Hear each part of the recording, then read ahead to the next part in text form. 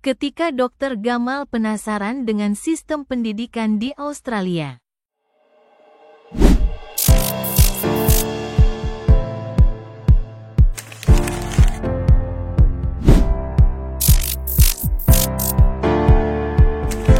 Berapa salary guru di sana, and my second question terkait dengan tes kurikulum.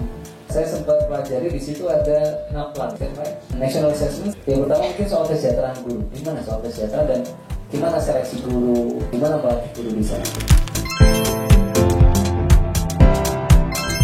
Per tahun, sampai mungkin ada 10 tahun pengalamannya mungkin $120 Australia, $1,000 Australia.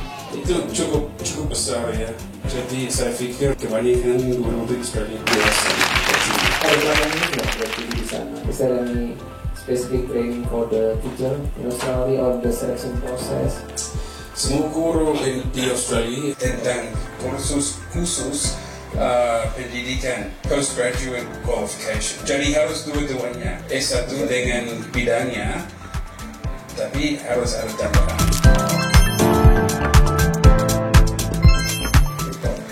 And how about the national assessment? Itu agak lama di Australia, sekitar 15 tahun saya pikir. Dampaknya itu langsung dengan gurunya. Jadi maksudnya guru harus memastikan hasilnya dari muridnya bagus. Kalau tidak, mungkin ada masalah sama gurunya. Yeah. The assessment is focused on evaluate the teachers. Tidak hanya muridnya, juga gurunya. Apa itu seluruh Australia, mungkin 3 tahun atau 2 tahun, semua murid di Australia harus ikut ujian khusus namanya NAPLAN.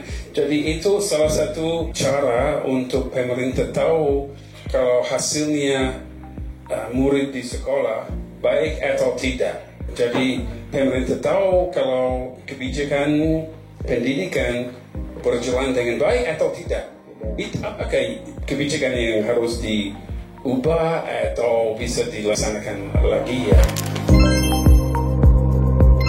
You know, in Indonesia there is a lot of controversial about PPDB. It's not depend on your score, but it's depend on the location of your home. What happened in Australia? The first question, how Australia separate the grade of the student, the elementary school until the high school, and the second question, how is the admission process in the school? Ada sistem sekolah pemerintah yang gratis, ada sistem swasta, ada banyak sekolah yang swasta. Biasanya itu terkait agama. Ini mahal banget. Mahal untuk orang Australia. Hanya orang kaya bisa manfaat sama sekolah swasta di Australia. Tapi prestasinya lebih bagus. Tapi kalau ada keluarga mau pilih sekolah swasta, mereka bisa pilih di mana-mana, enggak terkait wilayah rumahnya. Mahal, sangat mahal.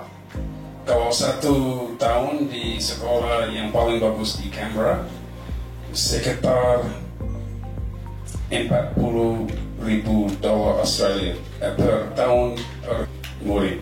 Nah, kalau pilih sekolah pemerintah, itu terkait wilayah rumah keluarga.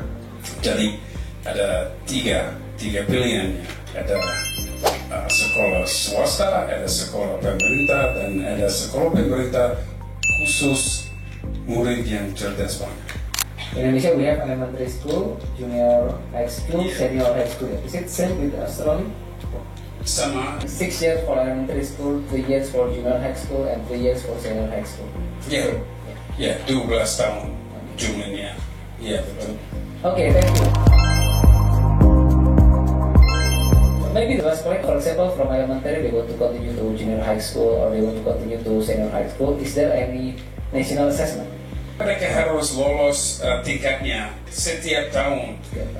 Jadi mereka mau masuk SMP, contohnya mereka harus lolos kelas 6 SD.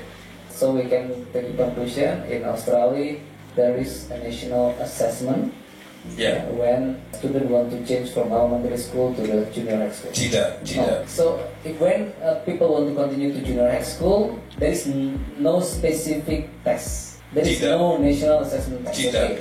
Dari SD ke SMP ke SMA. Who evaluate the student? The schools or the government? Kalau itu sekolah pemerintah itu terkait negara bagiannya. Jadi naklan dari pemerintah pusat di Canberra, tapi kebanyakan sekolah di atas negara bagian, bukan pemerintah pusat.